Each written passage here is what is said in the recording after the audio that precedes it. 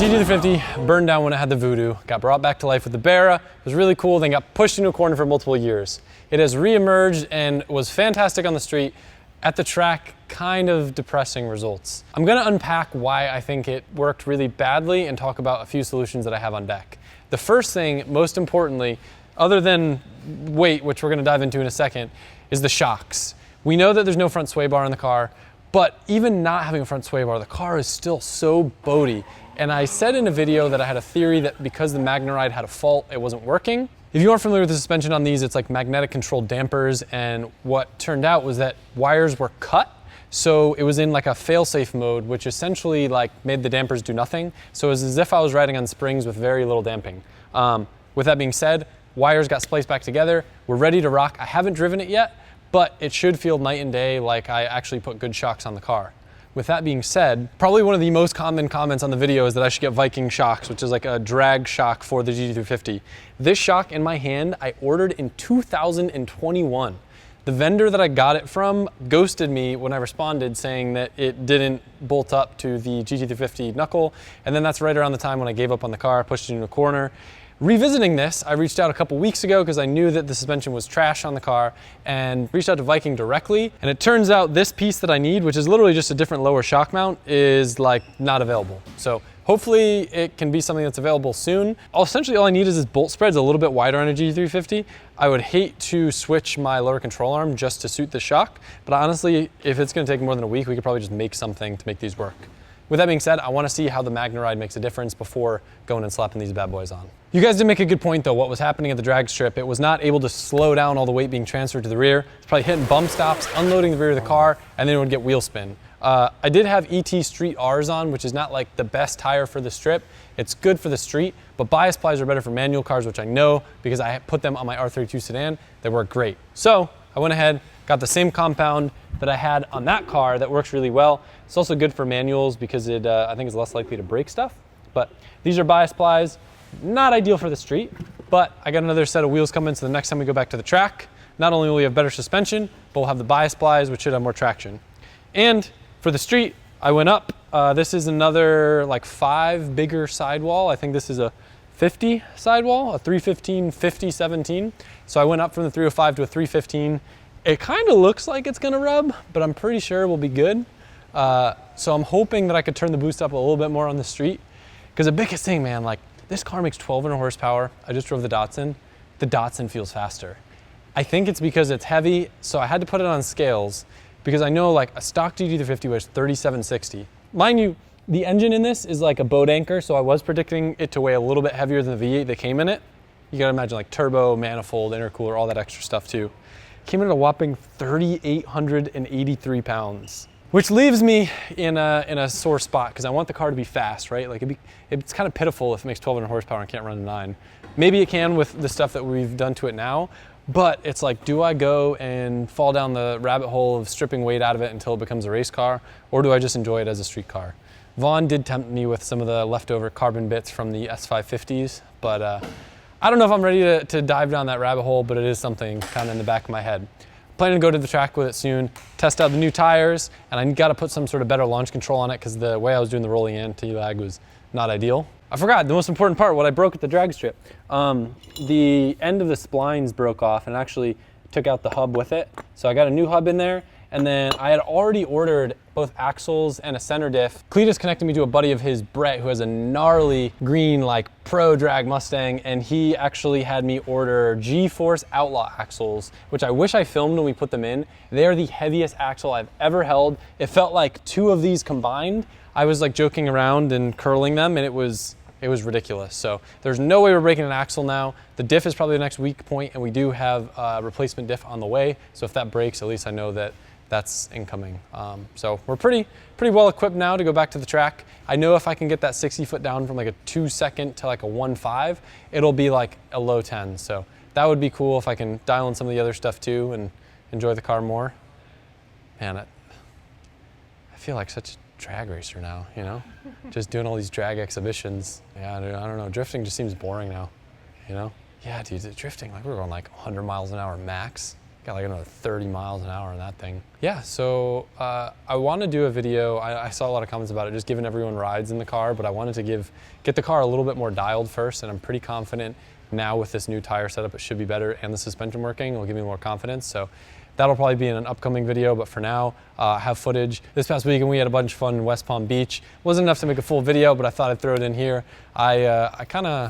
I'm like a child in a candy shop with no candy when it rains. So I made my own candy by just driving like a dickhead. Had some fun, and here's the footage to come. All right, guys, we're out here for the annual Clean Culture South Florida event in West Palm Beach. Last year, we were fortunate enough to do a bunch of events together. Awesome team, cool shows, but unfortunately, due to scheduling reasons, this is the only one that I can make happen this year. I'm stoked, all the homies are here. I got the green S15 in the trailer, about to unload her, go do some laps. No agenda, just have some fun. Starting off the day with some wood-fired pizza. It's gonna be a good one. It's definitely gonna be hot.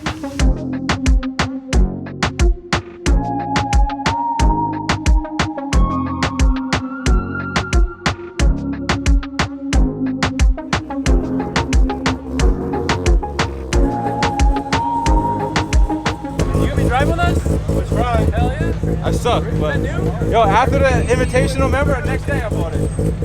I drove it 3 times since. I have no time, but You're driving this today though, right? try to, hell yeah.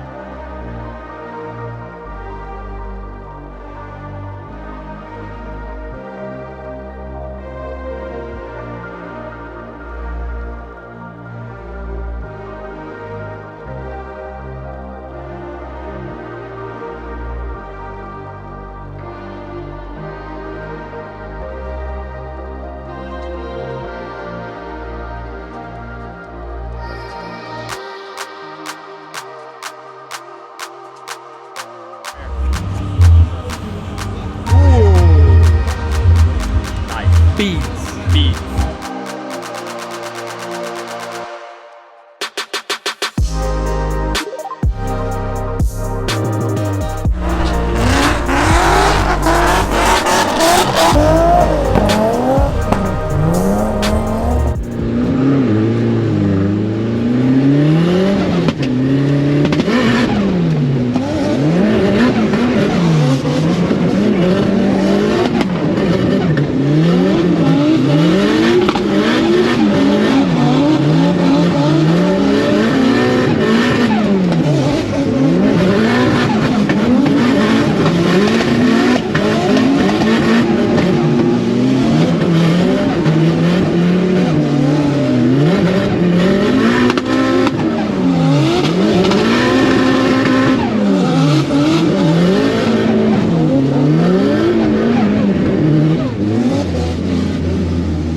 I've done very little vlogging, and I feel like I should actually mention I've probably had the most fun I've had driving here, driving in the rain. Something about like slow-mo tandems with like big sweepy corners with cars that are equally matched, it is so fun.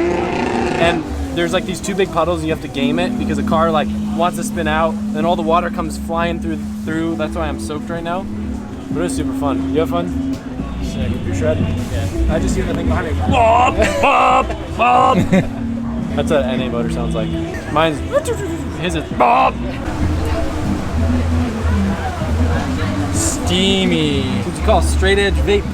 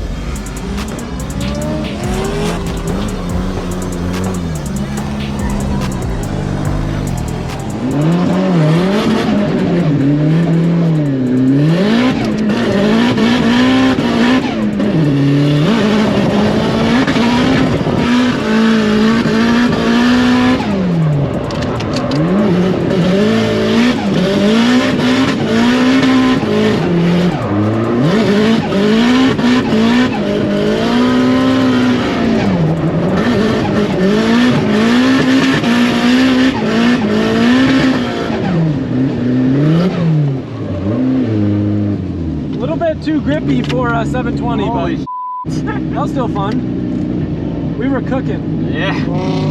That was incredible.